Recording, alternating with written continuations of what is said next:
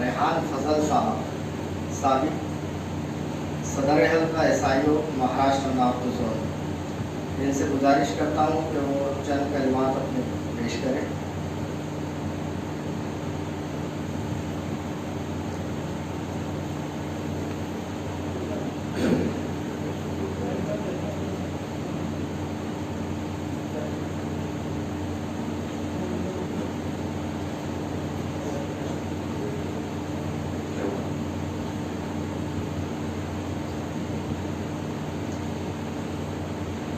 औज़ुबिल्लाहिमिनश्शैतानिर्रजीम, बिस्मिल्लाहिर्रहमानिर्रहीम।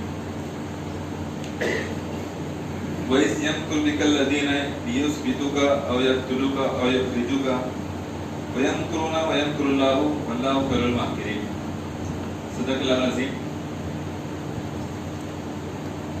बहुत ही एहतराम के लायक साथियों, हाज़रीन, अस्सलामु अलैकुम व रहमतुल्लाहि व बरकातहू। आज जो है एक मौजू यहाँ पर रखा गया है जिस पर गुफ्तगू की जानी है, और ये गुफ्तगू मौलाना अब्दुल रऊफ साहब करने वाले हैं। अलबत्ता उससे पहले चंद बातें मुझे हुक्म दिया गया है कि मैं आपके सामने रखूँ। मोहतरम हाज़रीन, मुल्क हिंदुस्तान में मिल्लत इस्लामिया आबाद है, और मिल्लत इस्लामिया जिसे हम उम्मत मुस्लिमा भी कहते हैं, ये उम्मत मुस्लिमा अपनी 1000 साला तारीख रखती है, और इस 1000 साला तारीख में उसकी अपनी एक अलग पहचान है। उम्मत मुस्लिमा को जो है दुनिया भर एक अलग अलग अंदाज में पहचानती है, लेकिन कुरान मजीद अपनी एक अलग पहचान उम्मत मुस्लिमा की कराता है। कुरान मजीद जो है उम्मत मुस्लिमा की जो पहचान बताता है वो ये कि ये दावत वाली उम्मत है, और वो जो पहचान बताता है ये खैर उम्मत है। फिर वो पहचान बताता है कि ये नाफे उम्मत है।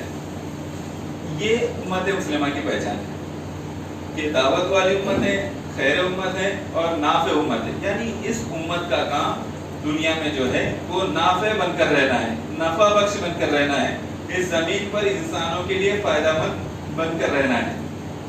अब ये सूरत हाल, ये जो हमारी आइडेंटिटी है, ये जो हमारी शनाख्त है, ये जो हमारी पहचान है, पूरी तारीख इसकी गवाही देगी। पूरी 1000 साला तारीख इसकी गवाही देगी कि उम्मत मुस्लिमा नाफे बनकर रही है। खुद हिंदुस्तान की तरक्की में अगर आप गौर करेंगे, उसकी तारीख पढ़ेंगे, तो बेशुमार बातें वो निकलेगी जो मुसलमानों ने यहाँ पर तरक्की बख्शी है, इस मुल्क को तरक्की बख्शी है। इस मुल्क को जो है सोने की चिड़िया बनाने वाले मुसलमान थे।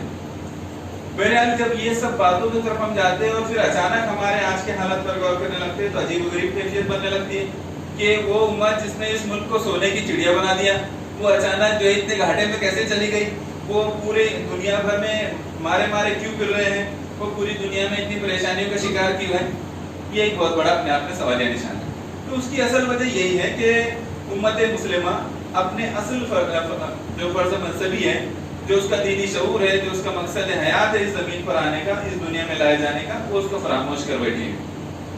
अगर उम्मत मुस्लिमा अपने मकसद वजूद को सही से समझती होती तो ये दिन आज हमको देखना न होते। आज भी अगर वही ईमानी कैफियत, वही दीनी शऊर, वही जो है मकसद जिंदगी का शऊर, वही जज्बा कुर्बानी, वही जो अल्लाह की राह में तगदो करने का जज्बा, ये सारी चीजें आज भी अगर लौटाए तो वही हमारा सुनहरा मुस्तकबिल होगा जो माजी में रहा है। मोहतरम सामीन, मैं आपसे एक दो बात मज़ीद कहकर अपनी गुफ्तगू को खत्म करूंगा कि ये सारी सूरत हाल जो भी है, जितने भी मसाइल सर उठा रहे हैं, जितने भी चैलेंजेस खड़े किए जा रहे हैं, जितने भी दुश्वारियां हमारे सामने लाई जा रही है, कभी जो है पर्दे का मसला बनाया जाता है, कभी हिजाब का मसला खड़े किया जाता है, कभी अज़ान के मसले पर आवाज उठाई जाती है, जितने मसाइल है, कभी बुलडोजर चला दिया जाता है, कभी मॉब लिंचिंग की जाती है, कभी और तरह की धमकियां दी जाती है, वगैरह वगैरह, बहुत सारे बेशुमार चीजें की जाती है। लेकिन ये सारे होने के बावजूद भी उम्मत मुस्लिमा की हिंदुस्तान में सूरत हाल ऐसी नहीं है कि जिस पर हम मायूस होकर बैठ जाए। बिल्कुल ऐसी कोई सूरत हाल नहीं है कि जिससे हम मायूस हो जाए। मुझे तो ऐसी कोई वजह नजर नहीं आती कि जिसपे कोई इंसान मायूस हो जाए हिंदुस्तानी मुसलमानों से, या कोई हिंदुस्तानी मुसलमान खुद अपने हालात से मायूस हो जाए, ऐसी सूरत हाल नहीं है। अगर आप तारीख का मुताला करते हैं या तारीख पे छान कर देखते हैं तो इससे कई ज्यादा खतरनाक हालतों से कौमें गुजरी है।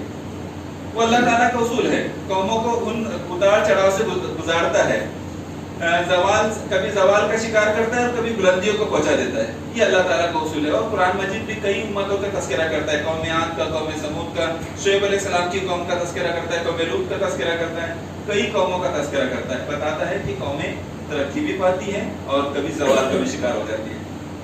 امت مسلمہ بھی آج جو زوال کا شکار ہے اس کے اپنے کئی فیکٹرز ہیں, کئی وجوہات ہیں, اس پر ہمیں غور کرنے کی ضرورت ہے, لیکن مایوس ہونے کی ضرورت نہیں ہے.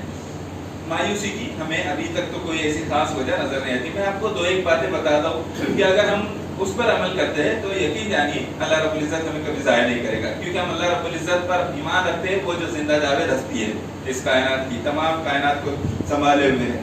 تو اللہ رب العزت کا یہ اصول ہے. قرآن مجید میں خود اللہ رب العزت فرماتے ہیں کہ ہم اپنے بندوں کو ضائع نہیں کرتے. اللہ تعالیٰ نیکوکاروں کے ساتھ ہے, لیکن جب ہم نیکوکار ہو جائیں گے, تقویٰ کی روش پر چل پڑیں گے, صبر اختیار کریں گے, صبر بھی صبر جمیل اختیار کریں گے, تو یقیناً اللہ رب العزت ہمارے ساتھ ہوگا.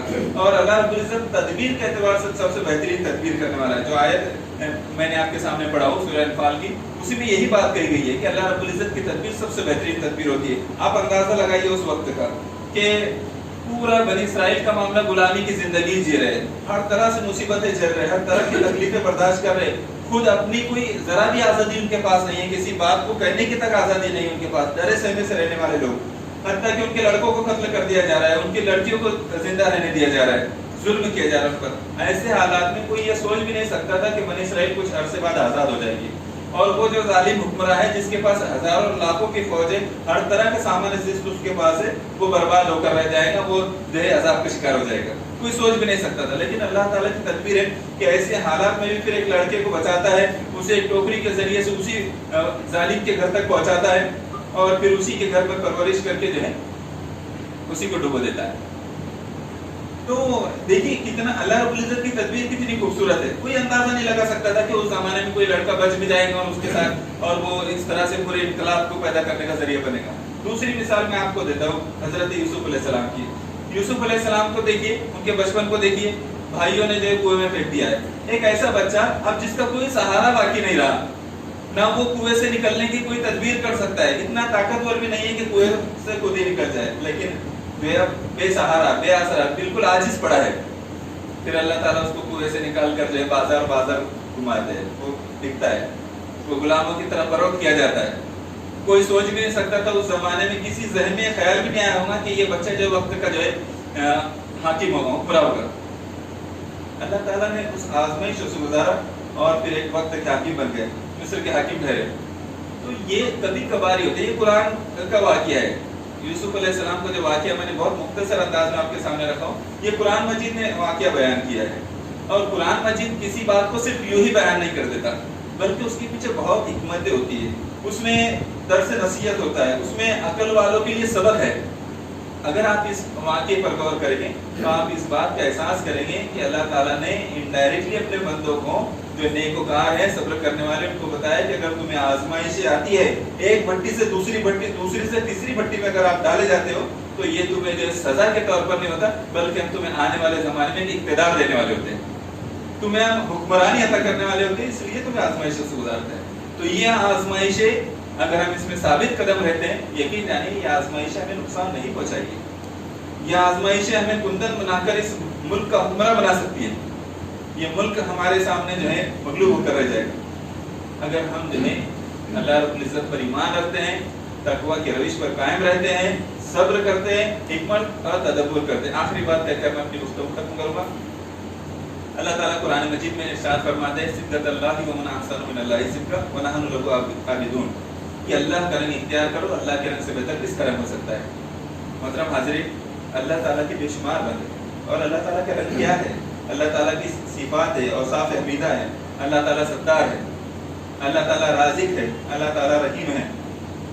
تو ایسی ایک صفت اللہ تعالیٰ کی یہ ہے کہ اللہ تعالیٰ بہترین تدبیر کرنے والا ہے, بہترین منصوبہ ساز ہے. اللہ تعالیٰ کے اس رنگ کو بھی ہمیں اختیار کرنے کی ضرورت ہے کہ ہم بہترین تدبیر کریں, حالات سے نکلنے کی, مشکلات سے سنبھلنے کی اور مصائب سے بچنے کی بہترین تدبیر کریں, منصوبہ کریں. کیونکہ اللہ تعالیٰ کا رنگ اختیار کرنا ہے, اور اللہ تعالیٰ بہترین منصوبہ ساز ہے. ہمیں منصوبہ ساز بننا ہے, بہتر منصوبہ بنانا ہے, ویل پلان ہمیں جینا ہے. یوں ہی بس صبح سے شام تک جی رہے ہیں, پتہ نہیں ہم کیوں جی رہے ہیں. کئی لوگ تو ایسے ہوتے ہیں ہمارے درمیان میں جن کو یہ پتہ نہیں ہوتا ہے کہ وہ کل کیا کرنے والے ہیں، ان کو کل کیا کام انجام دینا ہے، بس وہ رات بھی ان کی یہی ہوئی، دن بھی ایسے ہی نکل جائے گا۔ ہم ایسی امت نہیں ہے کہ جن کے رات بھی ایسی گزر جائے، جن کے دن بھی ایسے ہی گزر جائے، جن کے گھنٹوں ہفتوں یہی گزر جائے جس میں انہوں نے کوئی کاریہ کرنا کیا۔ ایسی امت نہیں، بلکہ ہم اس رب کائنات کی جو ہے بندے ہیں جنہوں نے جو منصوبہ ساز ہے، تدبیر کرنے والا ہے، جس کا جو اتنا دور اندیش ہے کہ ایک ایک پل کو جو ہے اللہ تعالیٰ نے خوبصورت انداز میں ڈیزائن کیا۔ ہمارے لیے اللہ رب العزت کی بندگی کرتے ہوئے اس بات کو ضروری ہو جاتا ہے کہ ہم بہترین منصوبہ کریں اپنی خود کی زندگی کا، اپنے گھر والی زندگی کا، اپنے امت کے لیے۔ ایسا جب ہم کرتے ہیں یقین جانی انشاءاللہ صورتحال بدلے گی، اور مایوس ہونے والی صورتحال نہیں ہے، بالکل بھی ایسی صورتحال نہیں ہے کہ جس سے ہم مایوس ہو جائیں یا خوف کی کیفیت میں چلے جائیں۔ دشمن چاہتا ہے کہ آپ خوف میں مبتلا ہو جائیں، اور آپ دشمن کے دانت کھٹے کر دیجئے خوف کو اپنے اندر سے نکال کر۔ جب آپ خوف کو اپنے اندر سے نکال دیں گے تو یقیناً دشمن کے دانت کھٹے ہو جائیں گے، اور ظالم کے دانت کھٹے کر دینا اور توڑ دینا یہ ہے کہ آپ اس سے ڈرے نہ، اس سے خوف نہ کھائیں۔ یقیناً اللہ رب العزت ہمارے ساتھ ہے۔ اللہ تعالیٰ قرآن مجید میں فرماتا ہے ان الذین قالوا ربنا اللہ، جن لوگوں نے کہا کہ اللہ ہمارا رب ہے، ثم استقاموا، اور اس پر مضبوطی سے جمے رہے، استقامت کے ساتھ جمے رہے، تتنزل علیہم الملائکہ، تو ان پر فرشتے نازل ہوتے، ملائکہ نازل ہوتے، اور کیا کہتے ہیں اللہ تخافوا، نہ خوف کا، ولا تحزنوا، اور نہ غم کرو، وابشروا بالجنۃ التي کنتم توعدون، تمہارے لیے جنت کی بشارت ہے جس کا تم سے وعدہ کیا گیا تھا۔ اور فرشتے کیا کہتے ہیں نحن اولیاؤکم، ہم تمہارے اولیاء ہیں، ہم تمہارے دوست ہیں، فی الدنیا، فی الحیات الدنیا اور فی الآخرہ، اس دنیا کی زندگی میں پھر آخرت میں۔ جس کے فرشتے دوست ہو، جس کو فرشتے آ کر یہ بشارت دے کہ تمہیں خوف کھانے کی ضرورت نہیں ہے، غم کرنے کی ضرورت نہیں ہے، دونوں جہاں میں ہم تمہارے ساتھی ہیں، تو پھر انہیں ڈرنے کی کیا ضرورت ہے؟ یقیناً ہمیں ڈرنے کی ضرورت نہیں ہے۔ اللہ رب العزت سے دعا ہے کہ اللہ رب العزت ہمیں خوف و ہراس کی کیفیت میں جانے سے بچائے، اور شر میں کسی بھی طرح سے ہمیں حصہ داری کرنے سے ہماری حفاظت فرمائے۔ آمین۔ آخر دعوانا الحمدللہ۔